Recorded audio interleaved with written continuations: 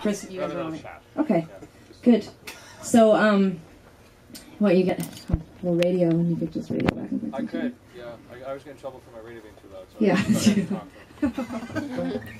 So anyway, okay, so I was writing this song, and I didn't have lyrics for it, and I had a really bad cold, which made singing really hard to do, and I really wanted to go up high in the chorus, and I knew that, and so I was working on it all day, but I just felt awful, and so I took all this cold medication, and I went to sleep, and when I woke up, I was like wide awake. It was like the middle of the night, and my blinds were still open, and I used to keep my blinds closed, especially at nighttime, because my neighbors were like as far as I am to that wall, so you know, maybe 10 feet or something, and it was weird. I didn't want to look in their windows, and I didn't want to see in my windows, and so I would keep the blinds closed. But that day I had been, you know, on this cold medication and gone to bed early, and so I woke up in the middle of the night, and I was wandering around my apartment, and as I came out of the bathroom, I went through the living room, and I saw my neighbors, which was like a pretty big dude with no shirt on, and then his wife, I'm assuming wife, and a woman standing next to him, and they were just standing in the window staring into my apartment, and I knew, the sensible part of me knew that they could not see into my apartment, but the high part of me was like,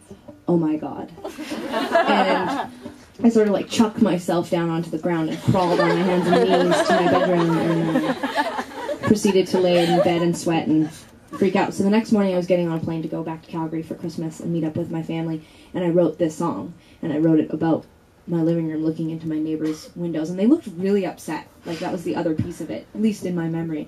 And so I was writing about this idea of, you know, these really upset people across the hall from me. Fun fact is that, like, 3 months ago, Ted moved into the building that I wrote the song about. Not my building where I lived. He moved into the buildings that I was looking into. But he's not in the same apartment, but we thought for a minute that he was in the same apartment, which was weird, because, that's it, that's because it was weird. Of all the apartments, he moved into mine. I think he's stalking me. So. Anyway, alright, this one's called Living Room.